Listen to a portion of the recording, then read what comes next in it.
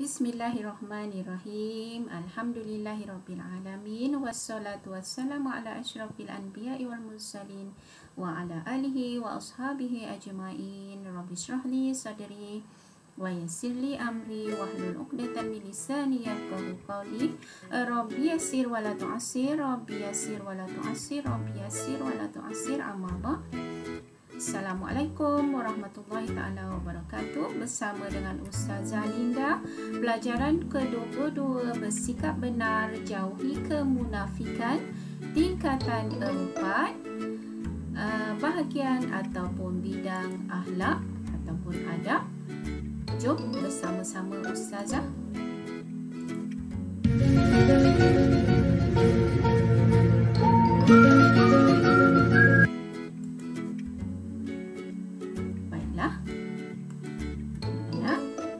Bersama lagi dengan Ustazah Linda untuk tajuk yang seterusnya.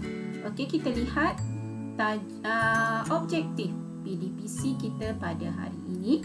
Yang pertama, 6.15.1 maksud bersikap benar, 6.15.2 tuntutan bersikap benar, 6.15.3 contoh Rasulullah sallallahu alaihi wasallam bersikap benar, dan yang terakhir adalah hikmah bersikap benar.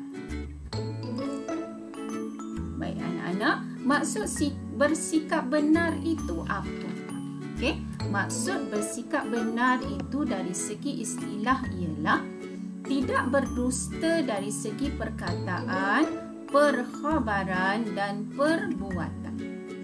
Benar itu ialah tidak berdusta, tidak berbohong dari segi perkataan kita, percakapan kita, perkhabaran, apa yang kita bawa, apa yang kita sampaikan, dan juga dari segi perbuatan kita. Itu maksudnya bersikap benar. Maksud bersikap benar.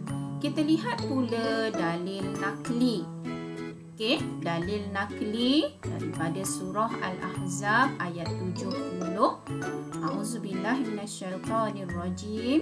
Ya ayyuhallazina amanu taqullaha wa qulu qawlan sadida. Maksudnya, wahai orang yang beriman, bertakwalah kepada Allah dan katakanlah yang benar. Dari ataupun firman Allah Subhanahu wa taala ini menyuruh kita, anda kita orang yang beriman, bertakwalah kepada Allah dan katakanlah yang benar. Bercakaplah. Datangkanlah perkhabaran, buatlah perbuatan yang benar-benar sahaja. Ada satu lagi sebenarnya kalau kita lihat dalam buku teks anak-anak ya.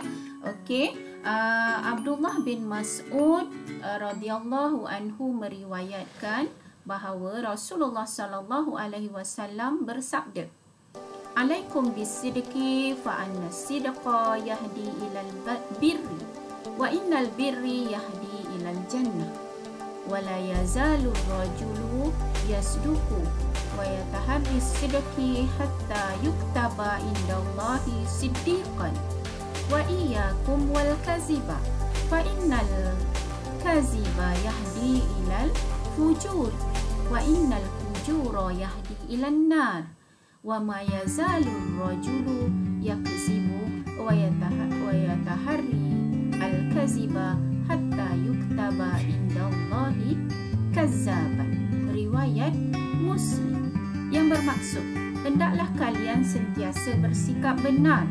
Sesungguhnya benar itu membawa kepada kebaikan dan kebaikan itu membawa ke syurga. Seseorang yang bersikap benar akan ditulis di sisi Allah sebagai seorang yang benar, dan orang yang berdusta itu sesungguhnya dusta itu membawa kepada kejahatan, dan kejahatan itu membawa ke neraka. Seseorang yang sentiasa bersikap dusta akan ditulis di sisi Allah sebagai seorang pendusta. Daripada hadis riwayat Abdullah bin Mas'ud ini kita dapati, seandainya kita bersikap benar, syurgalah tempat kita. berdusta, maka neraka jahanam itulah tempat kita. Okey, dari situ dua dalil ini, dalil naqli ini, kita dapati bahawa bersikap benar itu amat dituntut dalam ajaran Islam. Dalil naqli bersikap benar. Baiklah anak-anak, tuntutan bersikap, tuntutan wajib bersikap benar ini boleh kita lihat.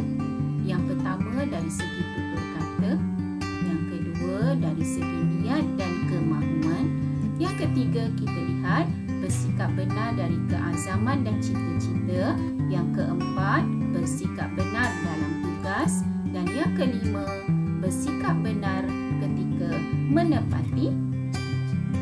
Mari kita lihat satu persatu. Okey, bersikap benar dalam tutur kata. Okey, bersikap benar dalam tutur kata bermaksud tidak berbohong apabila berkata-kata dalam semua keadaan. Okey, apabila kita bercakap benda yang betul. Okey, bukan kita cakap benda yang palsu. Itu maksud benar dalam tutur kata. Seterusnya, kita jaga diri kita dari mengeluarkan sebarang lafaz yang jelas mendatangkan dosa dan mengelirukan orang. Okey, benar dalam tutur kata pertama, apa yang kita cakap tu bukan cakap yang tidak betul, bukan cakap yang bohong. Yang kedua, kita pelihara diri daripada mengeluarkan perkataan-perkataan yang jelas mendatangkan dosa dan boleh mengelirukan orang. Itu yang pertama. Yang kedua, benar dalam niat dan kemahuan. Okey, benar dalam niat dan kemahuan maksudnya apa-apa yang kita niatkan itu ikhlas kerana Allah. Okey, niat ikhlas kerana Allah, bukan niat untuk dipuji, untuk disanjung oleh orang lain. Sebab jika kita niat untuk dipuji atau disanjung oleh orang lain, maksudnya kita bukan benar dalam niat kita. Okey, kita ada sesuatu tujuan. Okey, bukan lillahi ta'ala. Seterusnya ialah niat untuk kebaikan semata-mata. Okey, niat untuk kebaikan semata-mata, bukan ada niat yang tersembunyi dalam setiap perbuatan kita tersebut. Okey, saya pergi seterusnya, benar dalam keazaman dan cita-cita. Apa maksud benar dalam keazaman dan cita-cita?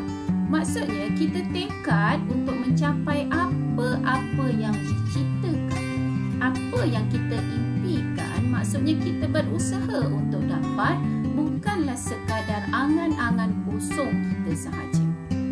Okey, boleh faham ya? Tekad mencapai, kita berusaha untuk mencapai, barulah kita benar dalam keazaman dan cita-cita. Tindakan yang kita lakukan seiring dengan keazaman untuk mencapai cita-cita. Maksudnya kita ada target sesuatu, kita ada azam sesuatu, kita ada cita sesuatu untuk mencapainya. Tindakan yang kita buat itu selari dengan keazaman dan matlamat kita, barulah cita-cita kita itu benar-benar terhasil atau tercapai. Seterusnya, adalah menepati janji. Benar dalam menepati janji maksudnya janji dengan apa-apa yang mampu ditunaikan. Sebab itu, jika kita tak mampu untuk menunaikan sesuatu, tak perlu berjanji. Bimbang kita digelar ataupun dituduh sebagai pendusta. Sebab itu, kalau tak mampu berjanji, jangan berjanji. Boleh faham? Seterusnya, tunaikan apa yang dijanji. Orang yang mempunyai sikap benar, dia tunaikan apa yang dia janji. Dia tak akan berjanji kalau dia tak mampu, dia rasa tak mampu untuk dia tunaikan. Janji ni bukan wajib pun, tapi menjadi wajib setelah kita berjanji. Kena faham betul-betul maksudnya. Ustazah pergi pada seterusnya, laksanakan dengan tepat ikut yang dijanji. Apa pula maksudnya yang ketiga ni? Maksudnya yang ketiga ni, andai kata kita dah berjanji kepada seseorang, contoh, janji untuk bagi baju berwarna merah. Jangan pula Bila kita beri, kita pula memberi baju berwarna kuning. Di sini telah salah dari segi aspek menepati janji. Sebab kita laksanakan tidak tepat ikut yang dijanji. Boleh faham ya? Janji dengan apa-apa yang mampu ditunaikan. Kalau tak mampu, tak perlu berjanji. Tunaikan apa yang dijanji. Sekiranya telah berjanji, tunaikan, laksanakan. Okay? Yang ketiga, laksanakan dengan tepat ikut yang dijanji. Yang dijanji apa? Okay? Beri ikut apa yang dijanji. Okay? Beri ikut apa yang dijanji. Okay? Pergi pada yang seterusnya, benar dalam tugas. Apa maksud benar dalam tugas? Yang pertama ialah lakukan tugas tanpa harap balasan. Okay? Kita buat sesuatu bukan untuk balasan. Okay? Sekiranya kita lakukan sesuatu untuk mengharap balasan, kita bukan benar dalam tugas. Sebab kita lakukan sesuatu untuk something. Okay? Jadi kita harapkan balasan. Jadi kita tak akan benar dalam melaksanakan apa-apa tugas kita. Seterusnya, lakukan tugas dengan cara terbaik. Okay? Apa-apa tugas, amanah yang diberi pada kita, buat dengan cara yang terbaik, barulah kita dikatakan benar. Sekiranya kita lakukan sesuatu dengan mengharap balasan, buat sesuatu dengan sambil lewa, kita belum lagi bersikap benar. Kena faham betul-betul apa konsep benar dalam tugas. Okey, kita lihat anak-anak contoh Rasulullah SAW bersikap benar. Rasulullah SAW contoh teladan yang baik kepada kita. Tidak pernah satu pun antara sikap Rasulullah SAW yang mengecewakan, yang meragukan. Semuanya adalah yang baik-baik belaka. Kita lihat yang pertama, contoh Rasulullah SAW bersikap benar. Kita tahu Rasulullah utusan Allah yang menyampaikan wahyu kepada kita, kepada umat manusia dengan bersikap benar.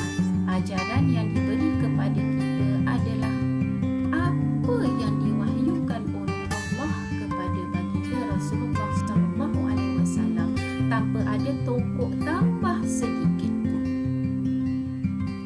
Faham di sini? Rasulullah SAW menyebarkan, menyampaikan ajaran dakwah kepada kita, ajaran Islam kepada kita adalah bersumberkan wahyu Allah semata-mata. Tidak ada tokok tambah, tidak ada pengurangan, tidak ada penambahan.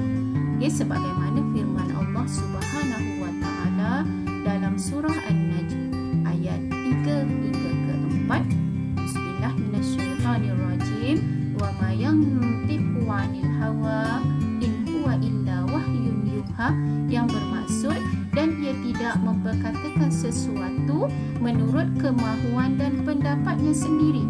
Segala yang diperkatakan itu tidak lain hanyalah wahyu yang diwahyukan kepadanya semata-mata. Jadi di sini kita dapat lihat Rasulullah amat bersikap benar dalam tindakan, perkabaran dan perbuatan baginda sallallahu alaihi wasallam. Contoh yang seterusnya ialah Rasulullah sallallahu alaihi wasallam bersikap benar. Kita boleh lihat melalui terdapat sebilangan besar antara kita suka bergurau. Suka bergurau, tetapi gurauan kita itu tidak benar. Berbanding dengan Rasulullah sallallahu alaihi wasallam, baginda juga pernah bergurau. Namun gurauan baginda adalah benar. Anak-anak tentu pernah mendengar cerita kisah seorang wanita tua yang datang berjumpa Rasulullah, mohon didoakan masuk ke syurga. Lalu baginda sallallahu alaihi wasallam memberitahu bahawa orang tua tidak akan masuk ke dalam syurga. Wanita tua itu terus berlalu pergi sambil menangis. Lalu Rasulullah sallallahu alaihi wasallam bersabda, "Akhbiruha